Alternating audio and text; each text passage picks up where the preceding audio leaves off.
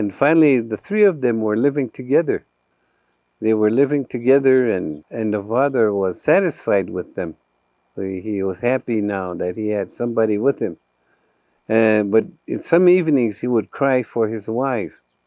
And the little boys were also sad. They didn't want to listen to him crying. And he said, I think that his wife is somewhere nearby. Let's go look for this woman that she's crying for. And they searched and they found this woman in a tree. And they said, this must be who he's crying for. Let's take him back to the teepee and see if we can bring him back to life. And so these two boys took their mother into the teepee. They didn't know that was their mother. They took them into their teepee and they propped her against backrest. And then they asked his father for certain things. They said, can you get us a huge pot that the women cook with? Can you get us one of these? And then can you get us a fleshing tool? And then get us a big rock, a huge rock that they used to pound meat and pound cherries. And so the man went and got all three of these things. And then he didn't know that his wife was there.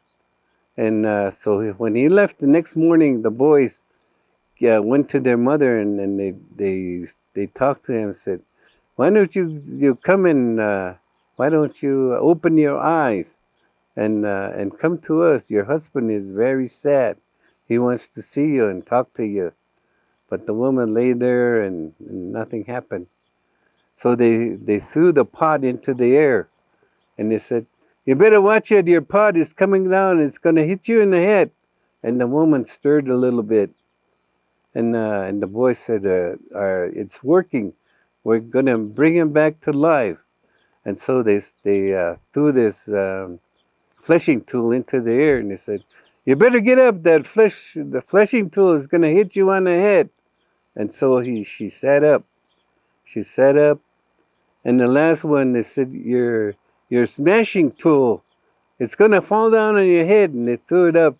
And the woman stood up and opened her eyes. And so they made her come back to life. They waited for the husband. They told the woman to hide. And hide somewhere in the teepee. And so when they came, the man cooked some meat and was sitting down to eat. And the boy said, put an extra plate there with meat on it. Your wife might come and might want something to eat. And the man was very angry. He said, don't you know that she is dead? That she is dead, that we won't see her anymore. Don't you know that? And Tipi Line Boy said, why don't you ask her? Why don't you call her name and say, come and eat with me? And the man became angry. And the boy insisted. And finally, the man called his wife's name and said, come and eat with me. And here the woman came and sat down, and the man in disbelief, but then was happy to get his wife back. And then they lived together. They lived together, and the boys would go out every day and do things. They went about to see what the country was like, and the man would go out hunting. But in the meantime, the boys were watching their mother to see that nothing happened to her.